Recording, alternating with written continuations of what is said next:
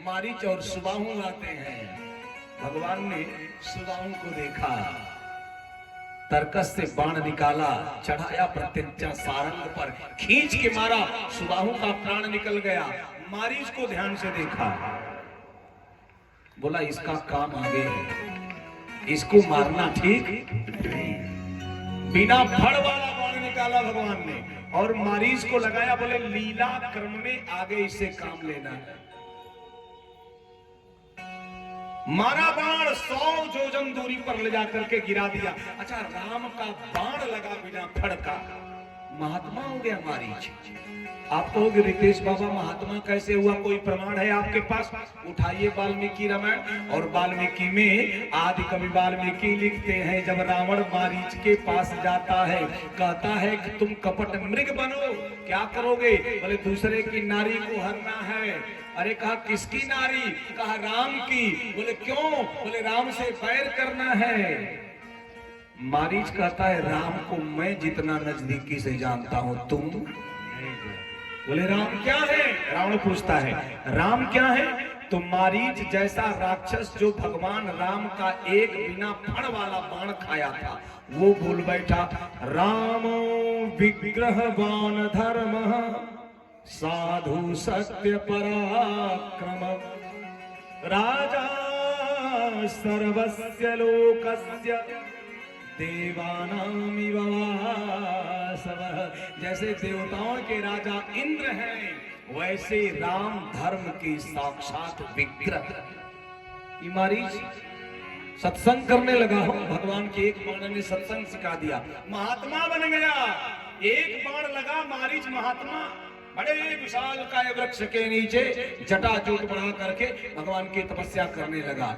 लेकिन दुष्ट के साथ रहाई न संग नीच मते, कौन कुसंगत पाई साई। कभी कभी व्यक्ति की कला ही उसकी पतन का कारण बनती है। उसकी कला थी रूप बदलना, रूप बदलना ही उसे वहां तक ले गया। तो निवेदन करूं, एक बाण मारा, मारीच गिरा जा करके, यज्ञ पूर्ण हुई। दूसरे दिन भगवान राम से विश्वामित्र ने कहा यज्ञ हो गई? भगवान ने कहा सरकार हो गई। विश्वामित्र ने कहा चलो एक और यज्ञ करना है। भगवान ने कहा अभी तो एक यज्ञ बीती है, तब तक फिर दूसरी यज्ञ? कहा हाँ। भगवान ने कहा लोग कहेंगे यज्ञ करने का धंधा ठान लिए हैं सब, क्या चेला गुरु? बोले नहीं नहीं, दोनों यज्ञ में अंतर है। ये जो आपकी यज्ञ पूर्ण हुई है ना, जो दूसरी यज्ञ की बात कर रहा हूं, वो धनुष यज्ञ है। अच्छा अच्छा, कहाँ है? बोले मिथिला में है, जनकपुरी जो नेपाल में पड़ता है। और आपको बताने में मुझे हर्ष है कि उसी जगह पे मैया जानकी के गांव में मेरी कथा 9 दिसंबर से 17 दिसंबर तक 9 दिवसीय कथा है, संगीतमय कथा। तो माता के गांव जाने का, यानी हमको अपने ननिहाल जाने का अवसर मिल रहा है। हम लोगों की माँ है माँ जानकी, तो ननिहाल जाने का अवसर ईश्वर ने दिया। निवेदन करूं आपके बीच में, बड़े ध्यान से सुनिए। कहा मिथिला में यज्ञ हो रही है, उसमें चर्चा। भगवान बोले कैसा कार्य? आगे आगे भगवान राम के विश्वामित्र जी, पीछे पीछे राम जी, उनके पीछे लक्ष्मण चल रहे हैं। गंगा नदी के किनारे जाकर के गंगा को प्रणाम करके पूरी कथा हुई। इसके बाद आगे बढ़े। जैसे आगे बढ़े, मिथिला के उपवन में भगवान का प्रवेश हुआ। मिथिला के उपवन में भगवान का प्रवेश हुआ। और जैसे मिथिला के उपवन में भगवान प्रवेश करते हैं, आगे तो विश्वामित्र जी हैं, लेकिन भगवान चारों तरफ देखते हैं। भगवान की निगाह बड़ी लंबी है। हम सबसे बच सकते हैं, परमात्मा से नहीं बच सकते हैं। लोग कहते हैं हम ऐसा कर्म कर रहे हैं, कोई देख ही नहीं रहा है। देखने वाला 1000 आंख से देख रहा है। हमें भ्रम है। मोबाइल में चिप लगती है ना, भगवान ने हम लोगों के शरीर में 2 ही चिप लगाया है, एक नहीं 2 ही चिप लगाया। आप कहोगे रितेश बाबा वो चिप कहाँ है? उठाइए गरुड़ पुराण पढ़िए। भगवान खाली थोड़े हैं कि देखेंगे आप क्या कर रहे हो, लेकिन 2 ही चिप हमारे शरीर में लगाया, श्रवण और श्रवणी। गरुड़ पुराण कहता है श्रवण और श्रमणी दो ही चिप हैं, शरीर में नहीं है। शरीर के अंदर सूक्ष्म शरीर है और सूक्ष्म शरीर के अंदर कारण शरीर है और कारण शरीर में वो दो चिप लगे हैं, श्रवण और श्रमणी। शरीर जल जाएगा, आत्मा नैनम छिंदंत शस्त्राणि नैनम दहत पावक न चैलम क्रेदंत न शोषति मारुता, नहीं हो सकता। उस कारण शरीर में चिप लगी और जैसे वो सूक्ष्म शरीर पहुंचती है वहां दरबार में चित्रकेतु के यहाँ, दोनों चिप निकालते हैं, लगाते हैं, मॉनिटर के स्क्रीन पर पूरा क्रियाक्रम आ जाता है कि आपने क्या किया है। पूरा एकदम स्क्रीन पे सब आ जाता है जिसको आपने छिपा करके किया है। जिस दिन हमें पता चल जाएगा परमात्मा कण कण में है, किसी अपराध को नियंत्रण करने के लिए नियम की जरूरत नहीं है, स्वयं परिवर्तन हो जाता है। हम मानते ही नहीं भगवान सब जगह, ये सबसे बड़ी समस्या है। भगवान ने देखा, बाबा लिखते हैं देखा आश्रम देख माही खग मृग जीव जंतु तना। कभी कभी हमारी चौपाई जब नहीं उठती है तो हमारे काका उठाते हैं। प्रेमभूषण जी के साथ 10 वर्ष रहे हैं मुन्ना काका। मैं इधर देखता हूँ काका चौपाई गई, काका फट से उठाते हैं। प्रेमभूषण भी काका कहते थे, हम भी काका कहते हैं। निवेदन करूंगा, भगवान ने देखा आश्रम एक दीख मग माही, मग मने रास्ता, आश्रम देखा मिथिलोपवने रम्या आश्रमं दिव्य राघव। मिथिला के उपवन में दिव्य आश्रम था। भगवान ने कैसे देखा? पहले आंख से देखा। आश्रम एक दीख मग माही, खासियत खग मृग जीव जंतु कोई नहीं, कोई नहीं आश्रम में, जीव जंतु भी नहीं है, श्रापित है। तब भगवान ने ध्यान दिया, देखा प्रभु, शिला भगवान ने देखा, शिला देखा, शिला की तरफ आंख से देखा।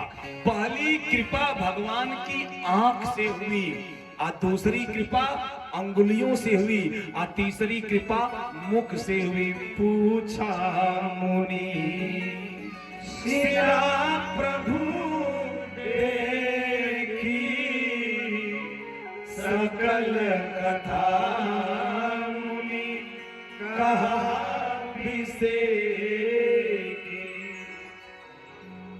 एक शिला पड़ी है, भगवान ने देखा, कहा गुरुदेव ये कैसी शिला है, ये कैसा आश्रम है जहां जीव जंतु खग मृग तक नहीं है। इतना सुंदर आश्रम है, फिर भी यहाँ कोई नहीं है, यहाँ कोई है ही नहीं। विश्वामित्र ने कहा सरकार, राम जिसे कोई नहीं देखता है उसे राम देखते हैं। इधर किसी ने नहीं देखा, यहाँ जब खग मृग जीव जंतु नहीं है, उधर आपने देखा। जब आपने देख दिया तो राघव इसका कल्याण हो जाएगा। भगवान ने कहा अरे क्या कल्याण हो जाएगा गुरुदेव, भगवान क्या कल्याण होगा? विश्वामित्र ने कहा गौतम नारी श्राप बस उपल देह धरि धीर, चरण कमल रज चाहती, कृपा करहु रघुवीर। ये जो शिला देख रहे हो रामना, ये जानते हो कौन है? भगवान ने कहा कौन है? कहा ये गौतम की नारी अहिल्या है। अरे तो ये शिला कैसे, शिला कैसे? भगवान ने पूछा तो विश्वामित्र ने कहा ये गौतम की नारी को महर्षि गौतम ने श्राप दिया। अरे महर्षि गौतम ब्रह्म ज्ञानी, और उन्होंने एक नारी को श्राप दिया, वो भी अपनी पत्नी को। उपल देह धरि धीर, कहा ये छोड़ो चरण कमल रज चाहती कृपा करो रघुवीर। इसको सबने त्याग दिया। जानते हो राम, इसके बेटे का नाम है सतानंद। अहिल्या के बेटे का नाम सतानंद, जो जनक जी के पुरोहित, इनकी एक बेटी है जिनका नाम अंजना, और अंजना के बेटे का नाम हनुमान। ये हनुमान जी की नानी है जो पत्थर बन के पड़ी है। According to Valmiki Ramayana. एक बेटी एक बेटा, एक इनकी और बड़ी बेटी है जो ताम्रध्वज की पत्नी, राजा सिरध्वज यानी जनक के भाई ताम्रध्वज उनकी पत्नी है। इतने ऊंचे परिवार से और पत्थर में परिणित होकर के इस निरीह जगह पे, इस सुनसान आश्रम में पड़ी है। का श्राप दिया। क्यों श्राप दिया? किस लिए श्राप दिया? क्या कर दिया? बोलते हैं विश्व गौतमस्य नरश्रेष्ठ पूर्वमासिन महात्मनः। पूर्व काल में नरश्रेष्ठ गौतम का ये आश्रम था। यहाँ गौतम जी अहिल्या के साथ रहा करते थे। तो हुआ क्या? एक दिन की बात है, यहाँ देवता आया जाया करते थे। अरे तब तो और अच्छी बात है। देवताओं का राजा इंद्र भी आता था। तो बोले इंद्र की नीयत खराब हो गई, और एक दिन जैसे ही समिधा के लिए जंगल में स्नानोपरांत समिधा के लिए महर्षि गौतम गए, वह अवसर देख करके इंद्र ने गौतम का रूप बनाया। तो गौतम का रूप बना करके आश्रम में प्रवेश किया। ऋतु कालम प्रतीक्षान्ते नारदन सुषमाहिते संगमम तुम अहम इच्छामि त्वया सरस मध्य में। वाल्मीकि रामायण। ऋतुकाल का स्नान नहीं हुआ था।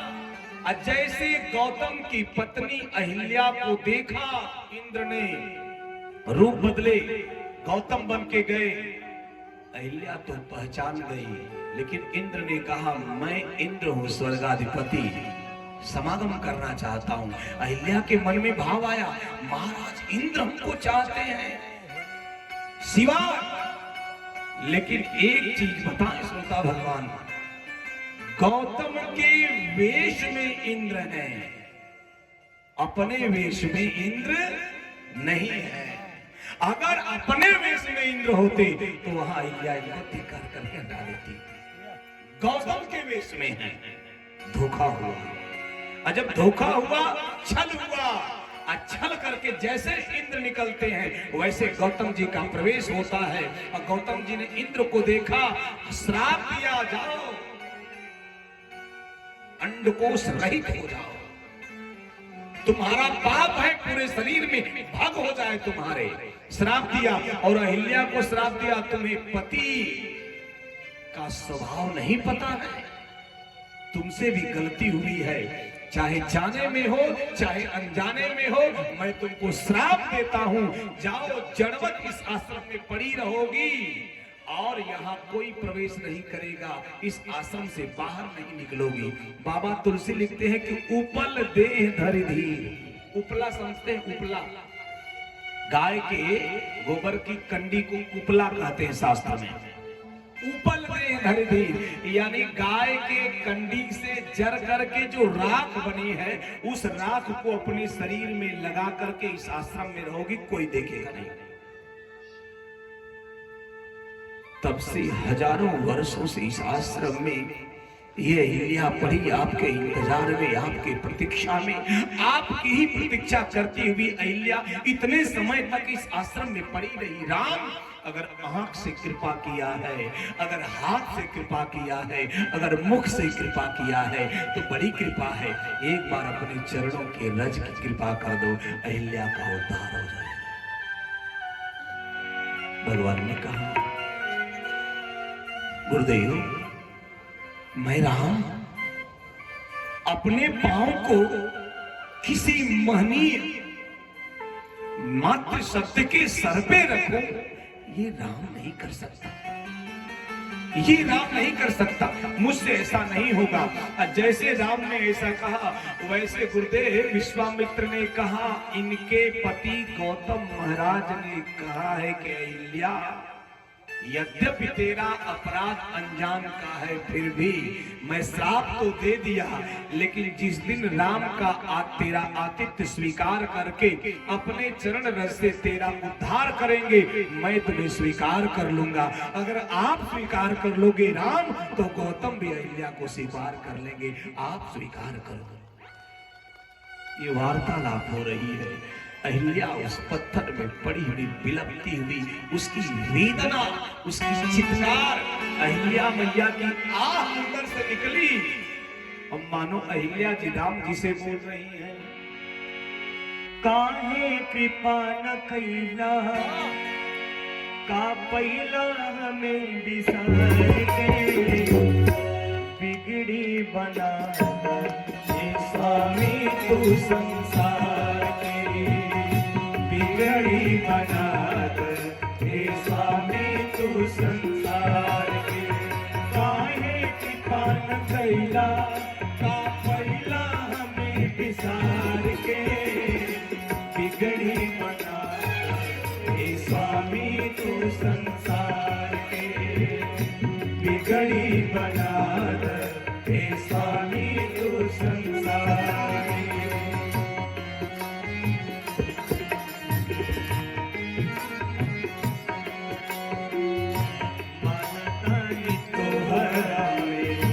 बसला कानी तोहरा में बसला बिचला भजनिया में 12 महीना, बिचला भजनिया में 12 महीना, मनता तोहरा में बसला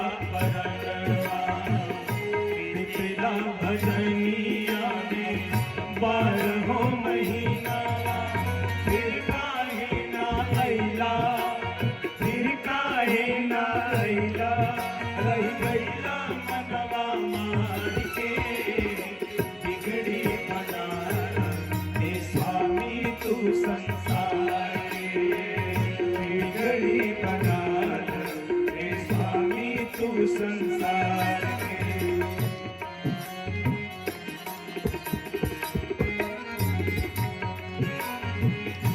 जंगला चरनिया में महिमा बढ़ाई, जंगला चरनिया में महिमा बढ़ाई, कब से जोहत पानी असरा लगाई, कब से जोहत पानी असरा लगाई, जानिला चरनिया महिमा बढ़ाई, तब से जोहत वाली असरा लगाई, अब से बना के भैया, अब से बना के भैया, पानैया बिन पतवार के, बिगड़ी बना हे स्वामी तू संसार के, बिगड़ी बना हे स्वामी तू संसार के।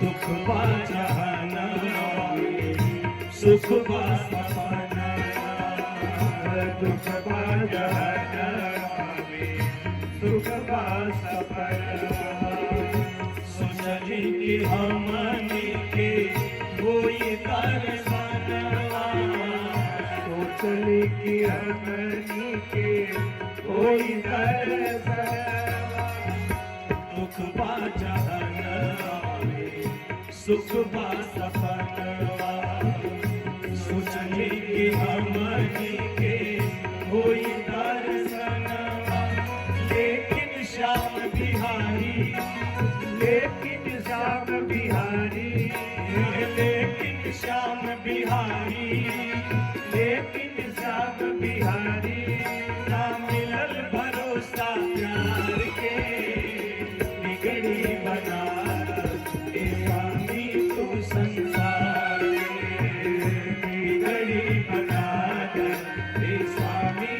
संसार के काहे की पान कैला काहे की पान कैला का कैला हमें विसार के बिगड़ी बना हे स्वामी तू संसार के बिगड़ी बना हे स्वामी तू संसार के बिगड़ी बना हे स्वामी तू संसार के बिगड़ी बना हे स्वामी तू संसार के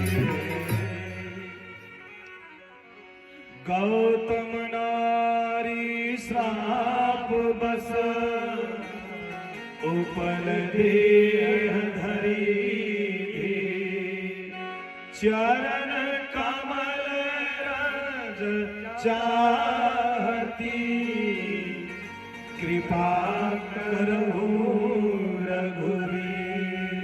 अब तो कृपा कर दो सरकार, हजारों वर्षों से वेदना झेलती, पुत्र से वियोग हो गया, पुत्र भी आश्रम पे कदम नहीं रखता, पुत्री से वियोग हुआ, पुत्री भी आश्रम पे कदम नहीं रखती, और पति ने तो सदा सर्वदा के लिए त्याग दिया। अरे जिसे सबने त्याग दिया उसे आप नहीं अपनाओगे सरकार तो कौन अपनाएगा? आपको तो अपनाना पड़ेगा। भगवान राम की आंखें छल छल पड़ी, रो पड़े राघव। करुणा वरुणालय सरकार की करुणा से द्रवित भूत होकर के अनायास पांव उठे।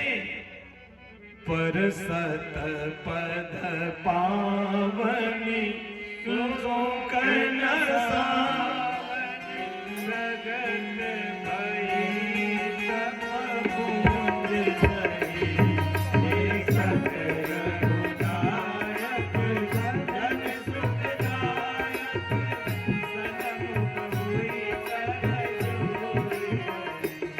अति प्रेम अधीरा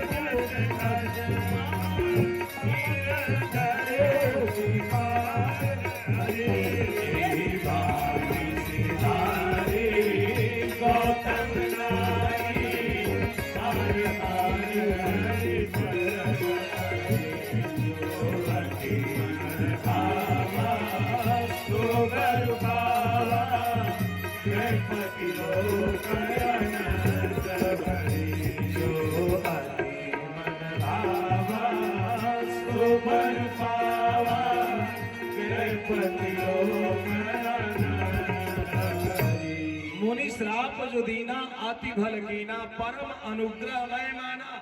अगर श्राप नहीं दिए होते तो आज सरकार का दर्शन नहीं होता। हमारे भारत में पुराणों में जो कहानियां, जो कथाएं, जो इतिहास का वर्णन है, जिस मुनि ने श्राप दिया है और जिसको श्राप दिया है, सबको भगवान की प्राप्ति हुई है।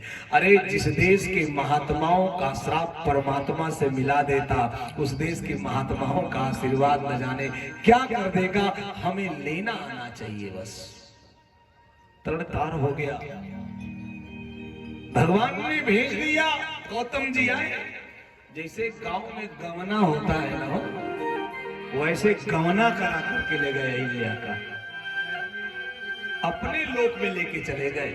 ये परमात्मा किसी तिरस्कृत व्यक्ति को समाज का कोई महानतम व्यक्ति प्रश्रय दे देता है तो सामान्य समाज उसके सर के ऊपर हाथ रख देता है। इसलिए बड़े लोगों को प्राय प्रयास करना चाहिए, जो तिरस्कृत हैं उनको उठा करके समाज के अक्ष पर रख दें तो समाज उसको स्वीकार कर लेगा। जैसे तरणतार हुआ, लेकिन भगवान को बड़ी वेदना हुई। नारी के ऊपर मैंने पांव रख दिया, मेरे रजकर से उद्धार तो हुआ, लेकिन मैं संकोच में डूब गया। ये बात विश्वामित्र जी समझे। जब गंगा स्नान हुआ, भगवान ने कहा एक नारी के सर पे मैंने पांव रखा, एक नारी को सर पे रख लूंगा, तभी मेरे राम का रामत रहेगा। गंगा जी को उठा के सर पे रखा, स्नान किया, वेदना चली गई। ये राम है। करुणा वरुणालय, कितनी ममता, कितना स्नेह, कितना प्रेम, कितना निश्चल अनुराग भक्तों के प्रति परमात्मा का है। उद्धार हुआ। जनक जी आए, विश्वामित्र जी से मिलते हैं, राम जी के बारे में पूछते हैं, ब्रह्म के बारे में जानने का प्रयास विश्वामित्र जी जैसे बताना चाहते हैं, भगवान ने मुस्कुरा करके माया को प्रेरित किया और विश्वामित्र जी को बताना था ये ब्रह्म है। और बता क्या गए, हे दशरथ के बेटे राम, और रात्रि विश्राम सुबह की बेला, रात्रि विश्राम सुबह की बेला हुई। और जब सुबह की बेला हुई तो बड़ी गजब की घटना हुई।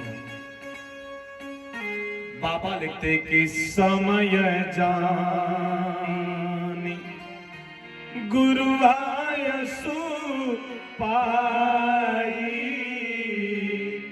लेन प्रसून चले गो भाई। समय जानी गुरु आयसु पाई, गुरु आज्ञा करियसी, मातृ आज्ञा करियसी, पितृ आज्ञा करियसी, ये तीनों चीजों का हनन हो गया।